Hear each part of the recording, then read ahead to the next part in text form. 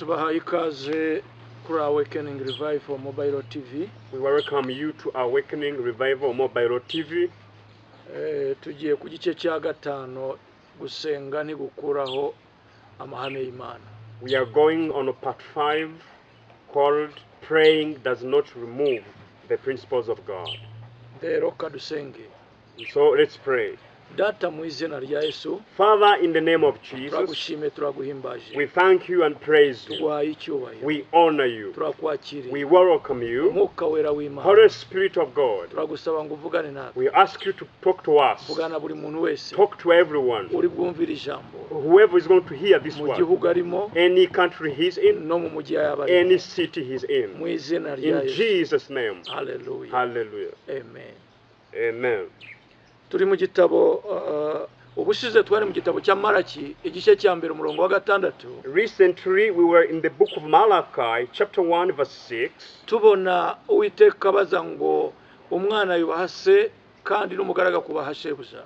Here we saw the Lord was asking, the son honors his father and the servant honors his master. Niba ndi so icyubahiro cyanjye kiri he? Now, if I am father, where is my honor? Niba ndi shobuja igitinyiro cyanjye kiri he? If I am your master, where is my respect? Muri ibyo byose twabonye ayo magambo Uwiteka atishimira ibikorwa abantu bakorera ku gicaniro cy'Imana. In all those things we found works that the Lord never loves, never hates on the altars of the Lord. Ntabwo He abyishimira. can't be rejoicing for them. Kuko abantu bakora bimwe ntibakora ibindi. Because people do this one thing, but they don't do other things. Abantu bashobora gusenga ariko ntibakora amahame y'Imana. People can pray without doing principles of God. Ariko uyu munsi ndagira ngo turebere hamwe muri Yesaya igice cya mbere. But today I want that we see in Isaiah chapter 1, Kuva ku murongo wa 10 tugeze ku wa 15.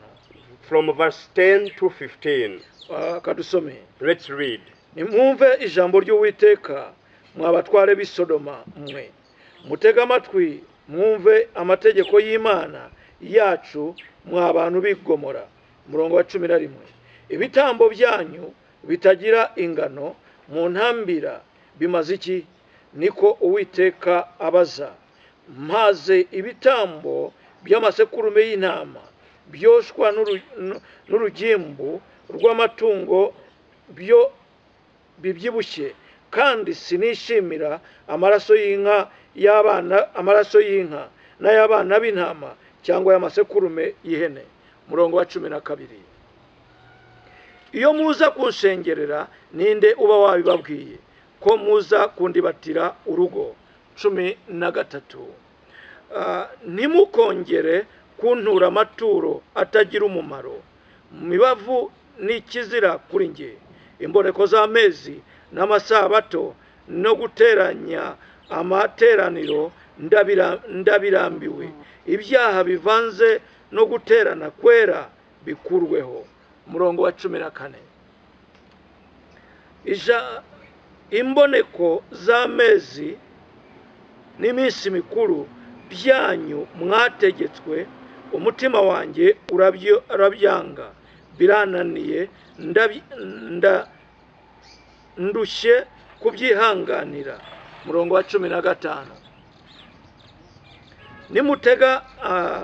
Nimutega ibiganza nzabima amaso, ndetse nimusenga amasengesho menshi sinzayumva. Ibiganza byanyu byuzuye amaraso. Amen.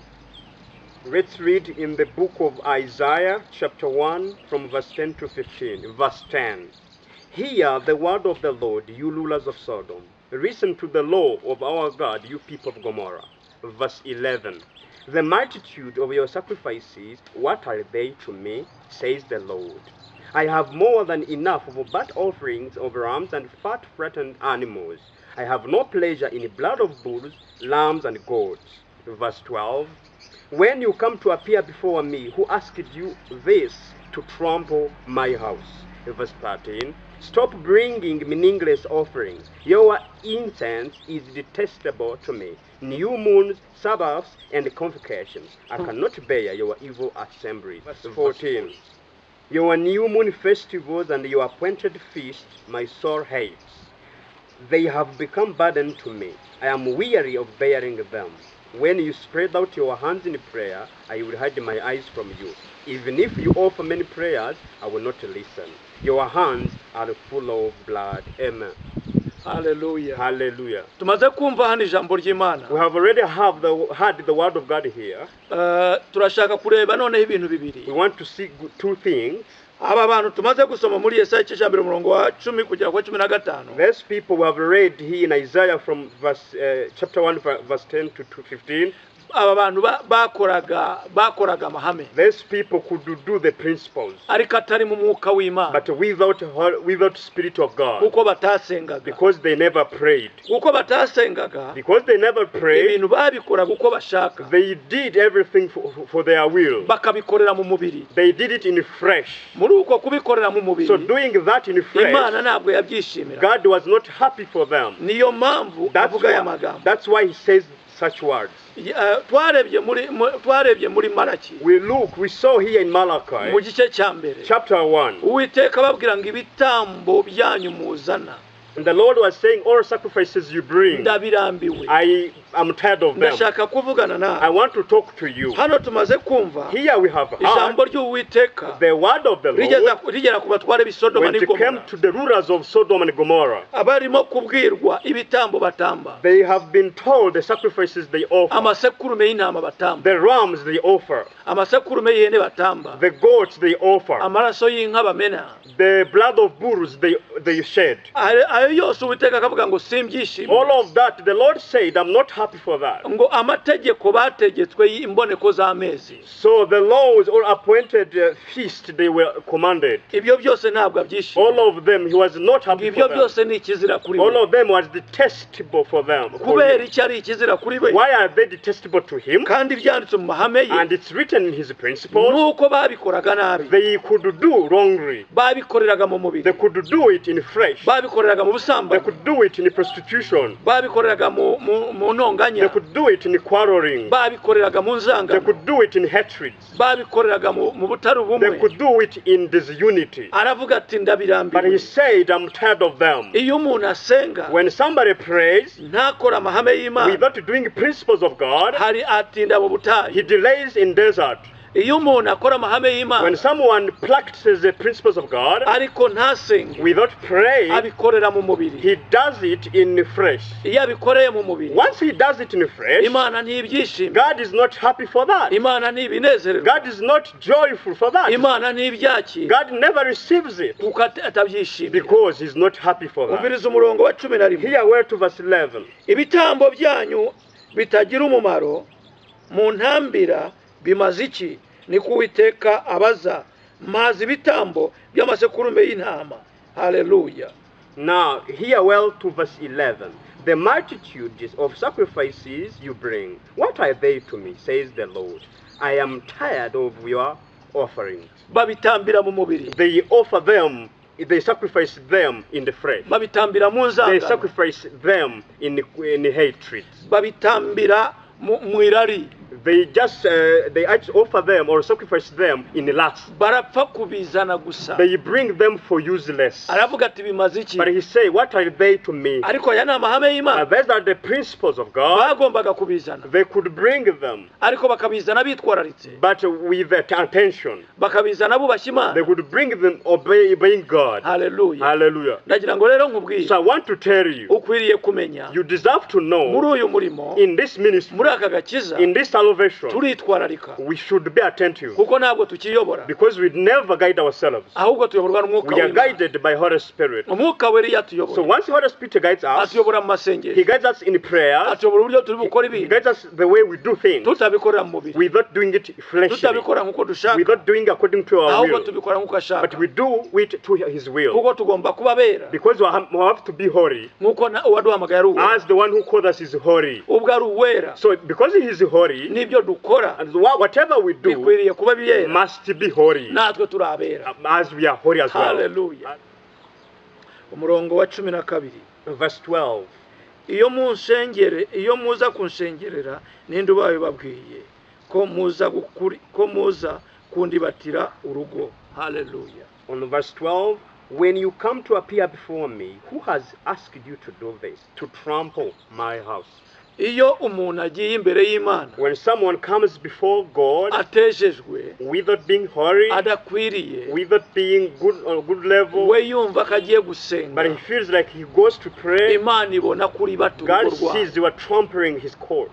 ntabwo yishimira ibyo He's urimo not gukora. happy for that you are doing. ahubwo iyo ugenda ibibona uri bata As you walk, he sees that you are trampling. iyo ubyina ibibona uri bata As you dance, he sees that you are trampling. none ntabwo ibyishimira So he's not happy for that. ibintu kubikorera mu mubiri Whatever you do in flesh, to ibintu kubikorera mu byaha do things in sins, Imana ntabwo God ibyishimira is not happy for that. gusenga Praying ugukuraho amahame does y'Imana not remove the principles of God. gukora amahame y'Imana Do- atarimo kwera do- ntabwo bihesha Imana icyubahiro Doing the principles of God without holiness cannot honor our God. gukora amahame y'Imana Doing the principles of God ugapfa kuyakora and you do anyhow you want ntibiguhesha umugisha can't bless you, ahubwo birakudindiza but it delays you utinda mu butayu in the desert. haleluya Hallelujah. umviriza umurongo wa 13 Here word to verse 13. ntimukongere kuntura amaturo atagira umumaro imibavu ni ikizira kuri nge imboneko z'amezi n'amasabato no guteranya amavanze no guterana kwera bikurweho. On verse 13, stop bringing meaningless offerings. Your incense is detestable to me. New moons, Sabbaths, and convocations. I can't bear your evil assemblies. urumva arimo kwanga ibitambo bidatunganye. You hear, here he hates those unholy offerings or ngo sacrifices. ntimukongere kuntura amaturo Do not bring offerings. mukureho amaturo amasengesho avanze n'ibyaha. Remove your sinful prayers, your sinful sacrifices. mukure bye kuvangwa ndabirambiwe. I'm tired of them. Don't mix. ibyaha bivanze no guterana kwera bikurweho. Your evil assemblings and with the sins, may them be removed. ibyaha bivanze no guterana The kwera sins mixed with evil assemblies. ibyo nta mwuka wera uba ubirimo. There is no Holy Spirit in them. umwuka wera aba yarakugiriye inama ukanga kumva. Holy Spirit counseled you, advised you, but you never umwuka wera aba obeyed. yarakugiriye inama ariko ukanga Holy Spirit kubikora. advised you, but you never did. ndi hano kukubwira, I'm here to ndi tell hano you. kuvugana I'm nawe. here to speak to ibi bintu you. bibiri ni Two ingenzi things are very important. bishobora kutujyana They imbere: can take us ahead. gusenga Praying no gukora amahame y'Imana and doing the principles of God bituma twegera imbere, can make us to go bituma ahead. dusabana Can make n'Imana, us to contribute with God. bituma duhesha Imana Can icyubahiro. make us able to honor our God. ariko gusenga guterana bivanze n'ibyaha But gatherings, assemblings with the sins, bikurweho. may them be removed. bisobanuye ngo abantu babikora Meaning that people who do that, baguma mu bibazo they stay in problems. bazi ko bakorera Imana, They knew they are serving God. bategereje Imana They are waiting for n'Imana God, ibategereje. and God is waiting for them. That's how they lie themselves. haleluya. Hallelujah. umurongo wa 14 Verse 14. imboneko z'amezi n'iminsi mikuru byanyu mwategetswe umutima wanjye urabyanga birananiye ndushe kubyihanganira. Now, on verse 14. Your new moon festivals and your appointed feasts, my heart hates. I have become burden to me. I'm weary of bearing them. gukora ibyo wategetswe, Doing what you were appointed, what you were commanded. ni amategeko urimo gukora, It's like a urimo command. gukora ibyo utegetswe, It's like what you do, but you have been commanded. ariko ntabwo biva mu mutima It's wawe, not from your own heart. ahubwo ni ibintu wategetswe. It's what you were commanded. haleluya. Hallelujah. rero ndagira ngo So I want, hari ibyo dushobora there guhindura, are things we can change. twe kuguma mu butayu. Let's not stay in the desert. gusenga ntabwo gukura amahame Praying y'Imana. does not remove the principles of umurongo God. wa 15 On verse 15. nimutega ibiganza byaso When you spread out your hands in prayer, I will hide my eyes from you. ndetse nimusenga amasengesho menshi sinzayumva. Even if you offer your many prayers, I will not listen. ibiganza byanyu bizuye Your amaraso. hands are full of blood. urabona gutega ibiganza urimo You gusenga, see, when you're spreading out the hands when you are praying, uwiteka akanga the kukumva, Lord never listens to you. akakwima amaso, Then he turns away his eyes kandi from you.